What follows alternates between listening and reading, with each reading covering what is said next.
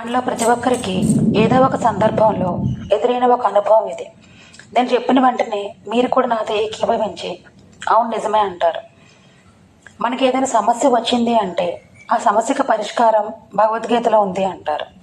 ఎవరైనా వాళ్ళకి ఆపద వచ్చింది అంటే ఆ ఆపదను దాటే మార్గం భగవద్గీత ద్వారా తెలుసుకో అంటారు.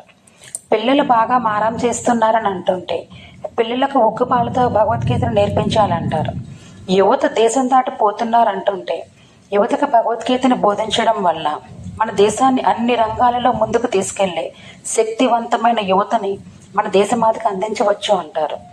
పెద్దల భగవద్గీతను తెలుసుకోవడం వల్ల భగవంతుడితో తమ అనుబంధాన్ని పెంచుకొని భక్తి మార్గం ద్వారా మోక్షం సాధించవచ్చు అంటారు.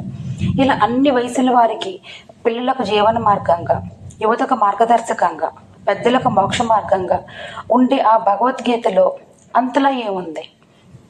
అందరికీ అన్నింటికి సమాధానం దొరికే భగవద్గీత గురించి తెలుసుకోవాలనే ఆసక్తి అందరికీ ఉంటుంది.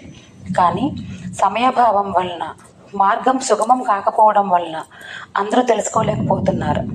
అందుకే ఆ గీతా జ్ఞానం అందరికీ అంది మన భగవద్గీత రసామృతాన్ని అందరూ పొంది తమ తమ జీవన ప్రయాణంలో తగు పరిష్కార మార్గాలతో ప్రశాంతంగా పయనించాలనే సదుద్దేశంతో అందరికీ మన సంపద అందాలనే భగవద్గీతను కేవలం వచన రూపంలో అందించాలని చేస్తున్న ఈ చిరు ప్రయత్నంలో తప్పులుంటే మన్నించి ఆశీర్వదించమని వేడుకుంటున్నాను.